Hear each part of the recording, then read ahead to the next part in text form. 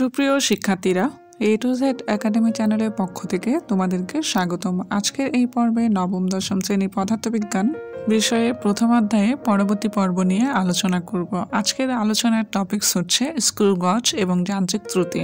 প্রথমে আমরা জেনে নেব স্ক্রু গজ কি।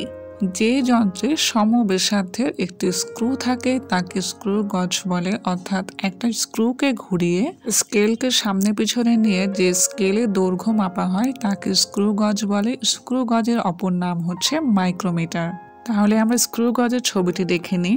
এখানে মাঝখানে যে অংশটি দেখতে পাচ্ছ সেটি হচ্ছে রৈখিক স্কেল, আর পাশেরটা হচ্ছে চক্রাকার স্কেল। স্ক্রু গজের কাজ কি?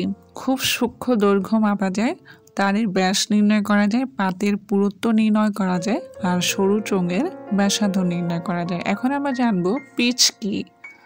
স্ক্রু গজের যে বৃত্তাকার স্কেলটি আছে সেটাকে একবার ঘোরালে এর যতটুকু সরণ ঘটে এবং রৈখিক স্কেল বরাবর যে দৈর্ঘ্য অতিক্রম করে তাকে ওই যন্ত্রের পিচ বলে।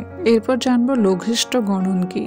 স্ক্রু গজের বৃত্তাকার স্কেলের মাত্র একবার ঘুরালে স্ক্রুটি যতটুকু সরে আসে সেটাকে বলা হয় লঘিষ্ঠ গণন। সাধারণত স্ক্রু গজের সাহায্যে পাঠ নেওয়ার আগে লঘিষ্ঠ মান নির্ণয় করতে হয়। বৃত্তাকার স্কেলের শূন্য দাগের সাথে রৈখিক স্কেলের শূন্য দাগ মিলিয়ে নিতে হয়। বৃত্তাকার স্কেলটিকে একবার ঘুরালে যতটুকু সরণ ঘটে এবং রৈখিক স্কেল বরাবর যে দৈর্ঘ্য অতিক্রম করে তাকে ওই যন্ত্রের পিচ বা দৌড় বলে। যন্ত্রের পিচকে বৃত্তাকার স্কেলের সংখ্যা দ্বারা ভাগ করলে লঘিষ্ঠ মান পাওয়া যায়।